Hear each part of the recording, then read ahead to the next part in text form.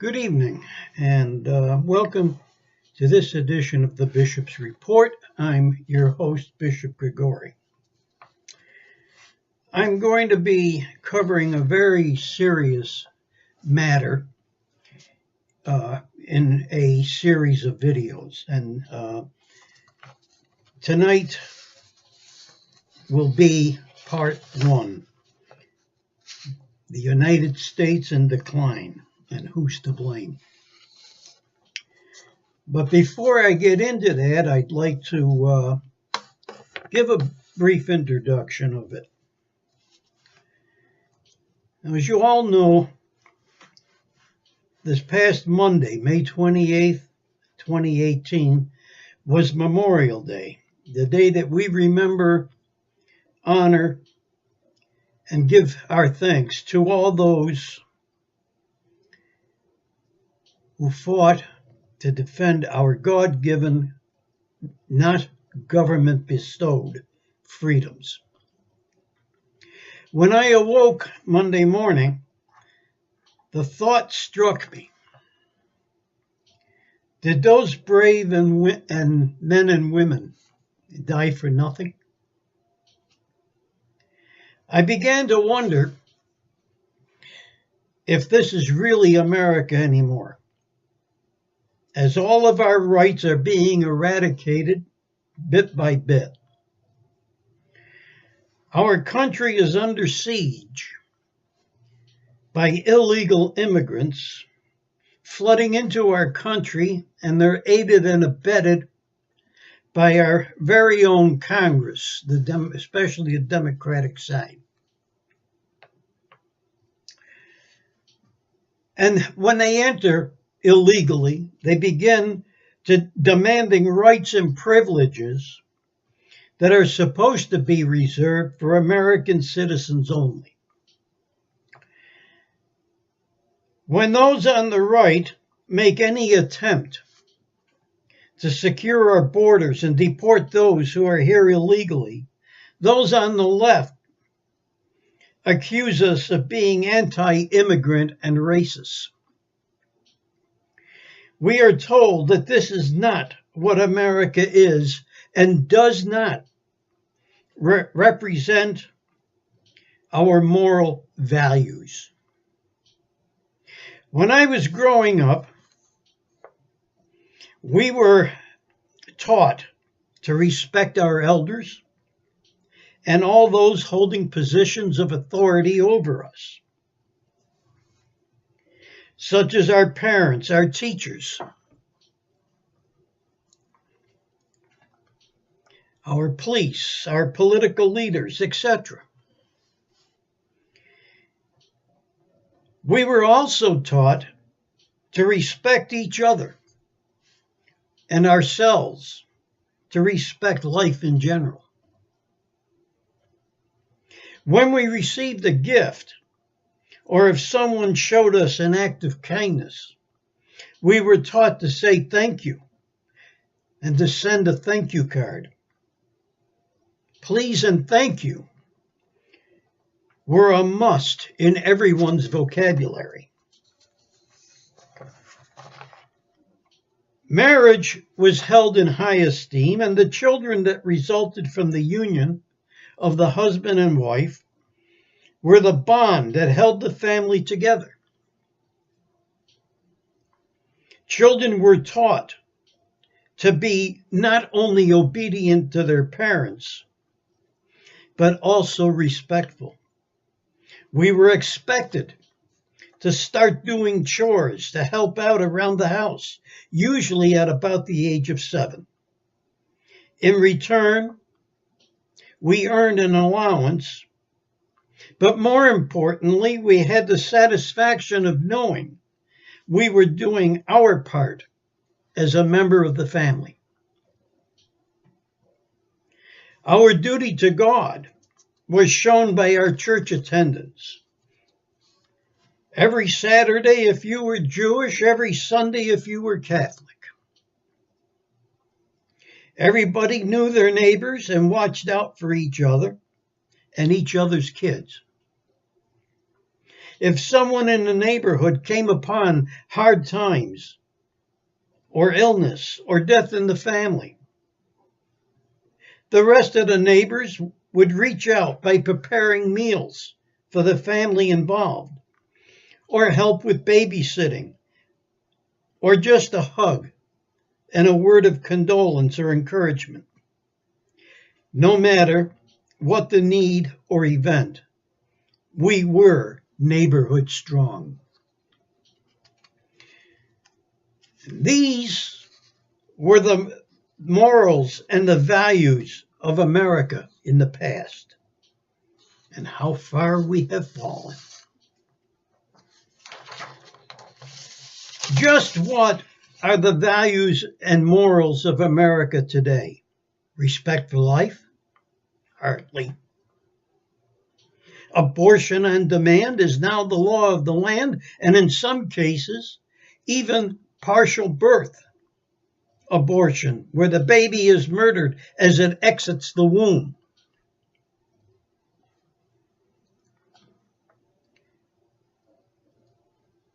And the body parts of the aborted fetuses are sold for who knows what sordid purpose. Traditional marriages are scorned, as well as the traditional family.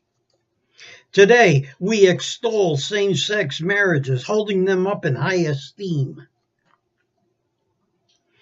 Often today, couples prefer to just shack up, with no real commitments to each other and the children, not even knowing who their father is.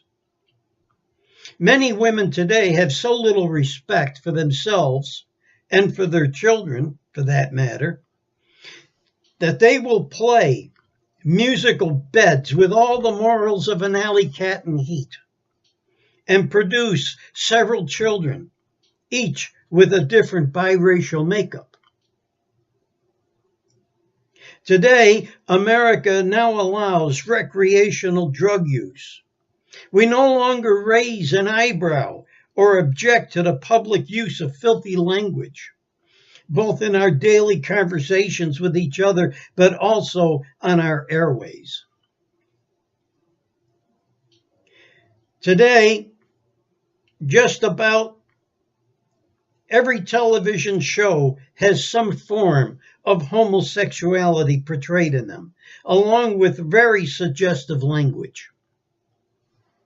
Many shows and even commercials have an anti-male bias where women show such scorn and disrespect for men, either overtly or covertly. All of this has led to so many of America's children feeling unloved, unwanted, and they are becoming more depressed, more lonely, and more suicidal, and more violent and disrespectful.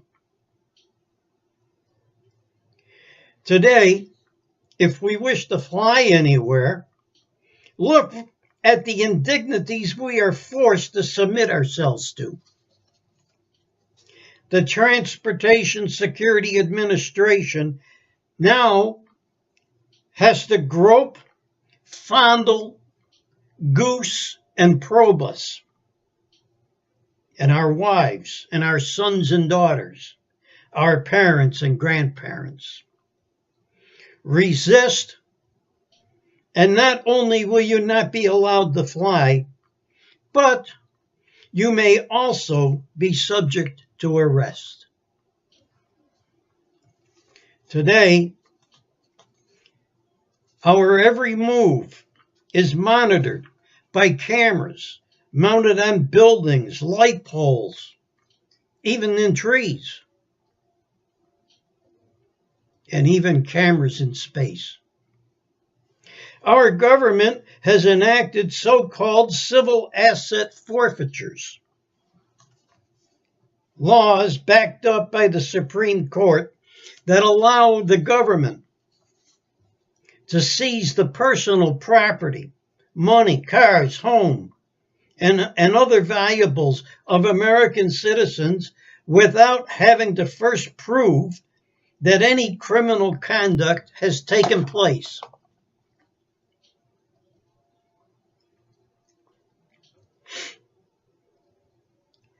This has led to countless Americans being robbed blind without a smidgen of probable cause. Today in America, our local law enforcement, police and sheriff departments are becoming increasingly militarized with everything from high-powered military weapons, military-style vehicles, and even to surveillance drones that are crisscrossing America's skies. Police and other law enforcement agencies are even accessing the DNA shared with genealogical websites without our knowledge and using it to identify possible suspects. Even health insurance companies are gaining access to your DNA information to use for purposes of deciding whether to issue you health insurance, and if so, how much to charge you. And this is also without your knowledge. When this happens, it is not just your privacy that is being violated, but also anyone related to you who can be connected by DNA. Believe it or not, when the government gains access to your DNA, it will know everything about you. And I do mean everything. They will know your family tree, ancestry, what you look like, your health history, etc. Thus, your right to privacy is now a thing of the past. In today's America, from preschool through college, through the workplace, and through entertainment and social media, through our politics and our government, we do nothing as we are divided into hateful factions, fighting each other as both the government and big corporations and banks eat away at our rights and freedoms.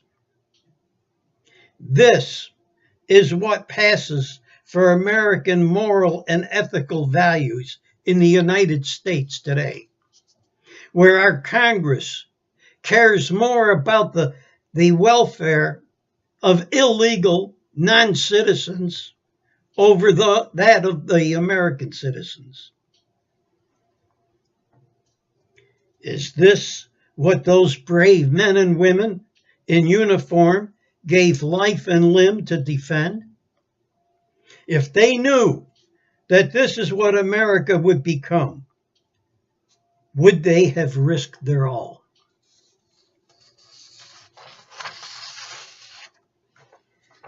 Now let's look at some of the attacks against our Bill of Rights in this Part 1 series.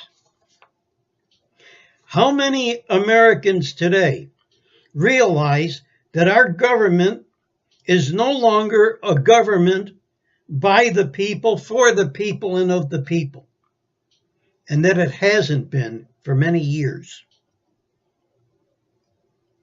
In today's America, neither President Trump nor Congress have any real power in how our government is to be run or as to what laws are to be enacted or even enforced. In reality, we the people have had our government literally stolen from us lock, stock, and barrel back in 1913 by a small group of elites made up of international bankers and big business corporations who have formed what is known as the shadow government. Yes, it does exist. And that shadow government answers directly to a higher international authority that controls the governments of just about all of the countries in the world. How many of you are aware that big banks, with the assistance of many of America's big businesses and corporations, are actually targeting our Bill of Rights, especially the First and Second Amendments? Now, for instance,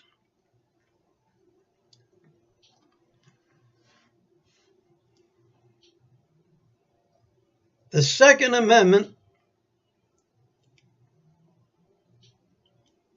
is being whittled away at by banks and credit card companies. Bank of America has issued a warning that it will refuse to lend money to manufacturers of assault-style guns, the definition of which most people don't know. Many banks today are now planning to deny credit card payments of any customers who purchase any firearm using a credit card as payment.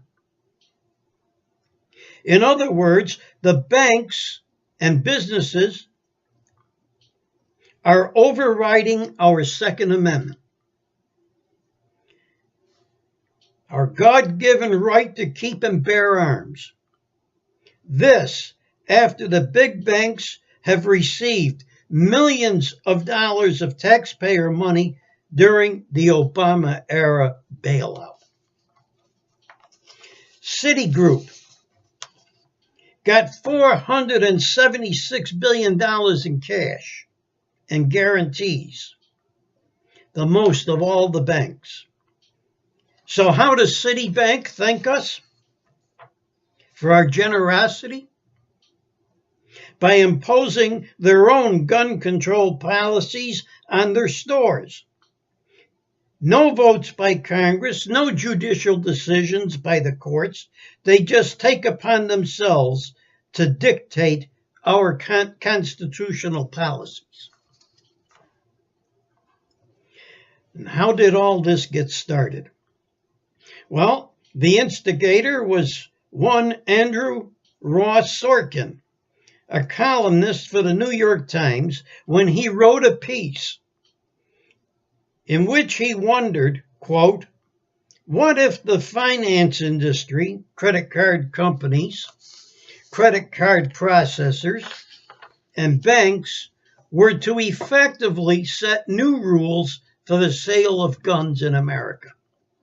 End of quote. If the banks wouldn't get on board, then their largest customers, such as Amazon, Apple, AT&T, McDonald's, Starbucks, and others, would be forced to pressure the banks into complying. Do you understand what that means? It means that a small number of corporations will have the power to dictate which parts of the Constitution of the United States they'll erase out of existence. Sorkin then wrote a follow-up article in which he suggested altering merchant control codes to single out any store that sells firearms and using GPS signals to shut off credit card transactions around gun shows. The result of the extensive surveillance power of financial companies would be used to establish nothing more than a police state. But behind the big bank industry is an even bigger government threat. Chicago's biggest thug since Al Capone, Mayor Rahm Emanuel, is pushing an ordinance that would prohibit banks from doing business with his corrupt city if they don't implement the same gun control boycott as Citigroup. Thus, Chicago would, in essence, allow the imposition of gun control through the banks. And New York State has followed suit when the New York State Comptroller, Thomas J. DiNapoli, sent letters to MasterCard and others demanding them to block credit card purchases of firearms and accessories. And just in case you think that banks involved in gun control is something new, think again. Under the thaw President Obama, a covert operation run through the Obama DOJ was put into place. This operation was known as Operation Choke Point, which pressured banks to avoid doing business with any firearms manufacturer. President Trump's Attorney General, Jeff Sessions, shut down this program. However, a coalition